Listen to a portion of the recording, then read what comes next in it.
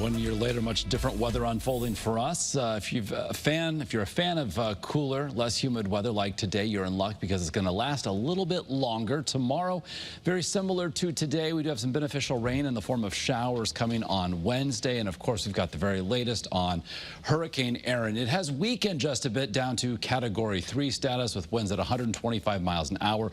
Pressure now up to 949 millibars, and the forward speed is decreasing. So still over some very warm ocean waters, but as it moves north in latitude and eventually curves to the north and northeast, it's going to be encountering relatively cooler waters. One factor as to why this system will weaken as it eventually passes well offshore from southern New England. So by Wednesday night, starting to turn to the northeast. Here's Thursday.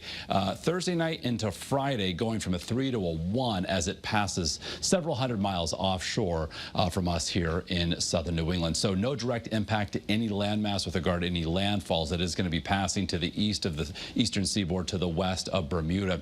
And with regard to probability of even getting tropical storm force winds, the Cape, Cape Hatteras, North Carolina, the Outer Banks there, getting in on perhaps some of those stronger winds. Locally, as we head Thursday into Friday, the system again begins pulling away from southern New England, so we could see some improvement by then. But regardless, it is impacts for Atlantic-facing coastline here in southern New England that we could see a little bit of a breeze, but nothing too windy. Gusts perhaps up to around 30 miles an hour on the Cape and on the islands.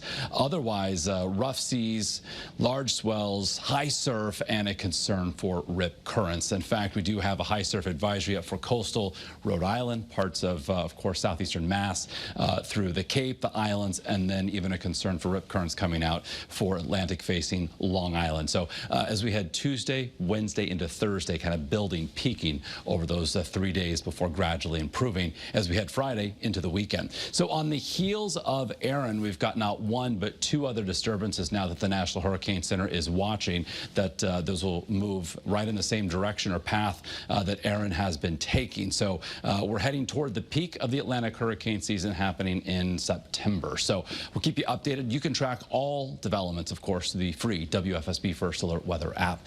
Right now we're at 60 degrees in Waterbury, and as we head into southeast Connecticut from New London, 61.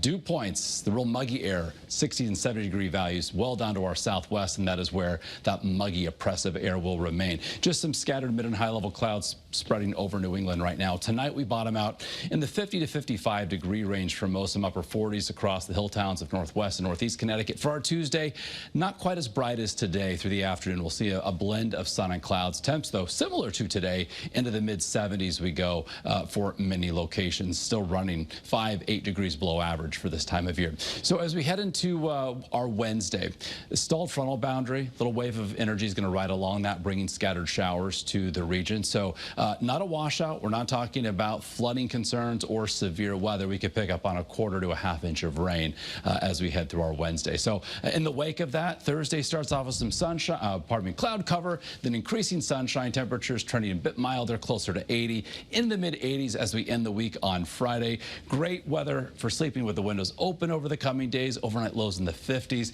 Low and mid-80s on Saturday. Plenty of sunshine. Sunday, increasing cloudiness, a little bit breezy, a little bit muggier, with a chance for a late day shower or storm as a cold front moves in. Could linger into early Monday, those rain chances, before humidity drops and cooler air arrives yet again. Mark, thank you. New tonight.